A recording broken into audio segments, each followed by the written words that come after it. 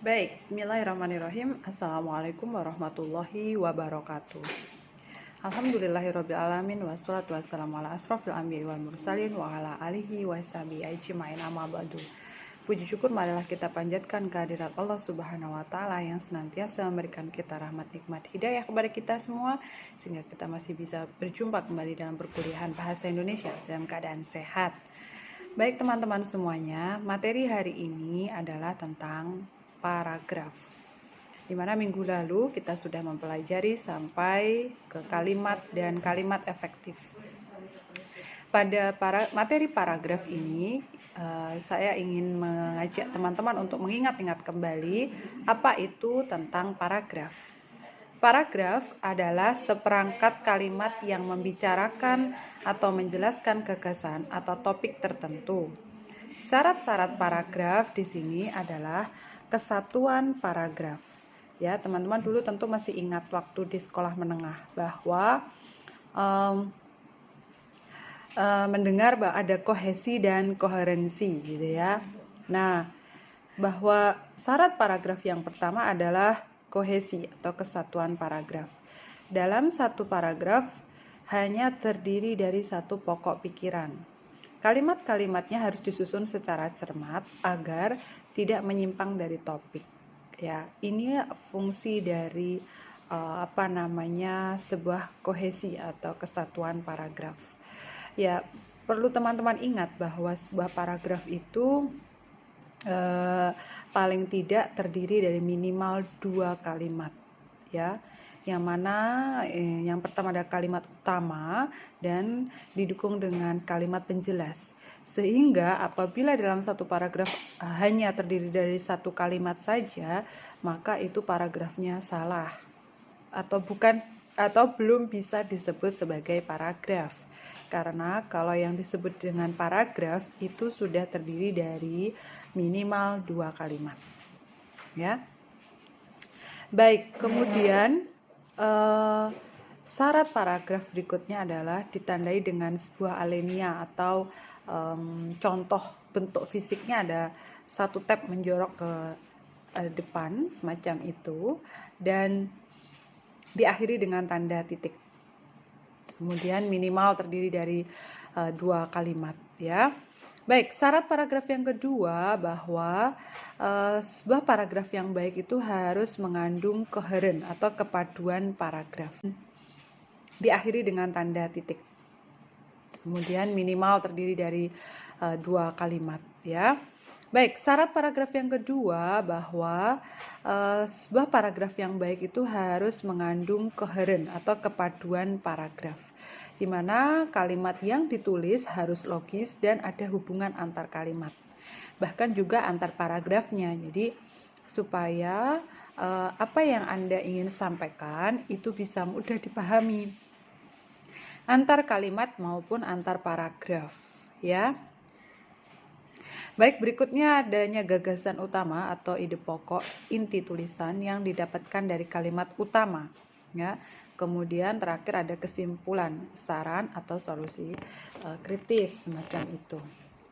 Nah, baik, selanjutnya adalah dalam sebuah paragraf juga harus ada kata penghubung, ya, di mana ini kata penghubung antar paragraf yaitu hubungan transisi, hubungan kata ganti dan pengulangan kata kunci.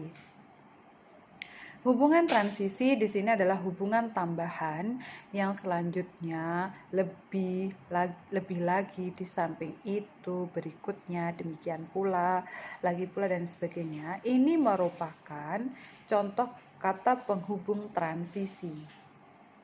Kemudian ada kata penghubung pertentangan, contohnya ada namun, bagaimanapun, walaupun, meskipun dan lain sebagainya. Kata penghubung berikutnya adalah kata penghubung perbandingan. Nah, contohnya ada sama dengan itu, dalam hal yang demikian, sehubungan dengan hal itu. Kemudian ada hubungan akibat, hubungan tujuan, hubungan singkatan, dan hubungan waktu. Pada masing-masing jenis tersebut ada contoh kata-kata yang digunakan untuk menghubungkan antara kalimat satu dengan kalimat berikutnya. Baik, berikutnya di sini ada hubungan kata ganti orang, hubungan kata kunci. Selanjutnya, teman-teman tentu masih ingat ya apa itu jenis paragraf ya. Jenis paragraf berdasarkan letak kalimat utamanya itu ada beberapa. Yang pertama ada deduktif, ada induktif, ada ineratif ya. Dimana deduktif itu adalah ide pokok atau gagasan utamanya terdapat di awal kalimat atau di awal paragraf gitu ya. Kemudian sedangkan induktif itu ide pokoknya terletak di akhir paragraf. Sedangkan ineratif itu ide pokoknya berada di tengah. Semacam itu. Nah, selanjutnya ini tentu teman-teman sudah pernah mempelajarinya ya. Berikutnya ada jenis paragraf berdasarkan isinya, teman-teman. Berdasarkan isinya ada beberapa ya. Yang pertama ada argumentatif, ada persuasif, eksposisi, deskriptif, naratif ya, dan lain sebagainya. Untuk apa sih kita mempelajari jenis-jenis paragraf ini, Bu, gitu ya? Jenis-jenis paragraf ini kita pelajari karena supaya Anda ketika nanti akan menyusun artikel ataupun proposal karya ilmiah ataupun laporan karya ilmiah, Anda bisa menjadikan acuan paragraf mana yang harus saya gunakan di dalam menuliskan laporan tersebut. Karena contoh misalnya pada bab 1 ada latar belakang. Di dalam latar belakang itu kita bisa menggunakan contoh jenis paragraf deskriptif namanya. Kemudian nanti di bab keempat di bagian pembahasan dan hasil penelitian kita bisa menggunakan bentuk jenis paragraf argumentatif diikuti dengan jenis paragraf deskriptif semacam itu. Karena di situ itu menyampaikan mengenai hasil dari laporan kita gitu ya. Hasilnya seperti apa? Tentu kita juga harus memberikan alasan data dan dokumen yang mendukung terkait dengan hasil penelitian kita. Maka kita bisa menggunakan jenis paragraf argumentatif dan deskriptif dalam mendeskripsikannya. Baik teman-teman, kita lanjutkan. Pada jenis paragraf berdasarkan isinya, yang pertama ada argumentatif. Ini berisi tentang pendapat, bukan pendapat sih, lebih utamanya tentang alasan ya, tentang alasan kenapa berpendapat tentang itu, seperti itu.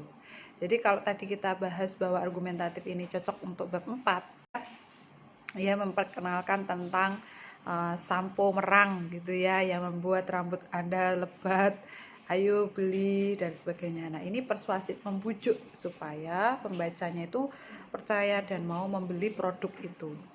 Berikutnya yang ketiga adalah eksposisi, di mana eksposisi ini berisi paparan penjelasan yang bersifat teknis atau proses ya.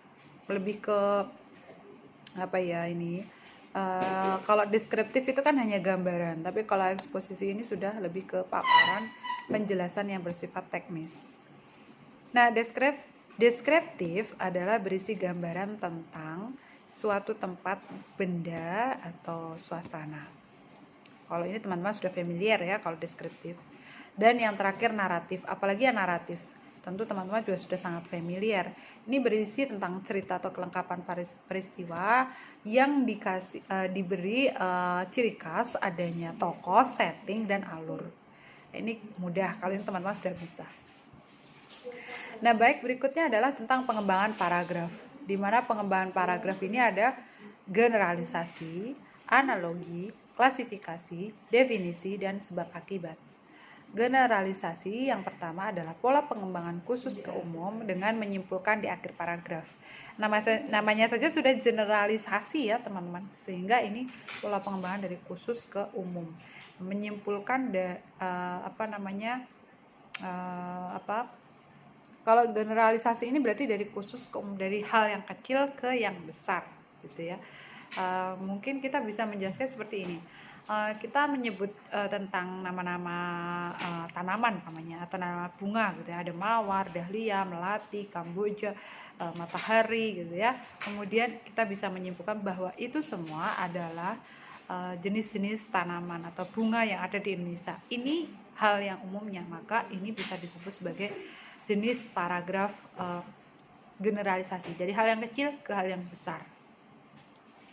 Baik, berikutnya yang kedua adalah paragraf analogi, di mana paragraf analogi ini merupakan pola pengembangan dengan persamaan dua hal yang memiliki kesamaan sifat.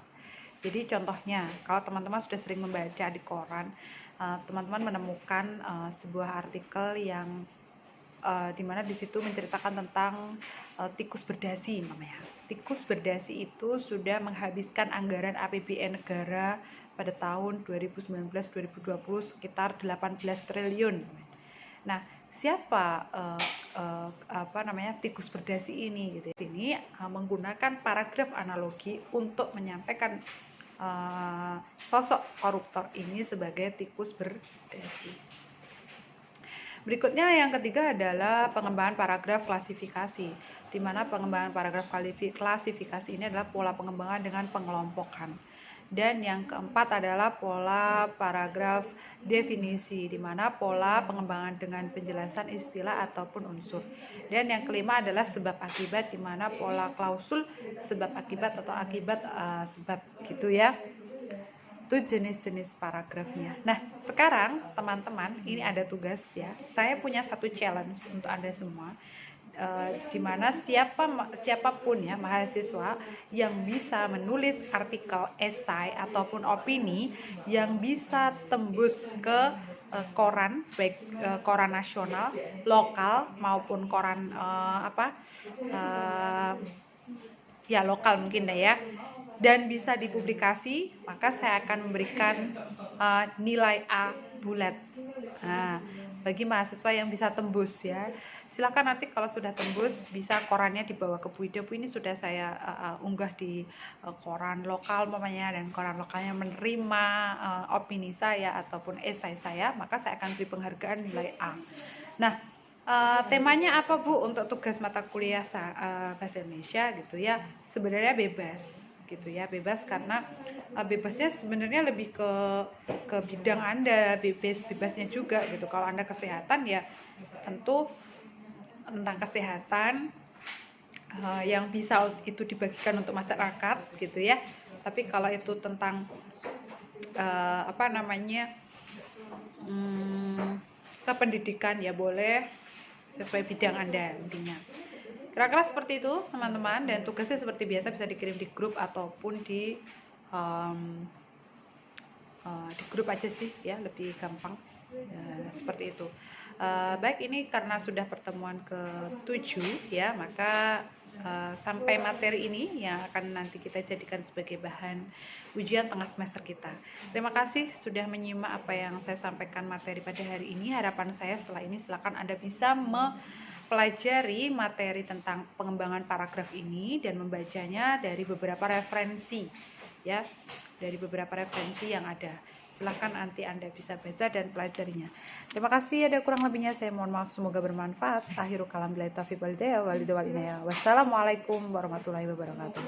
Selamat belajar semuanya.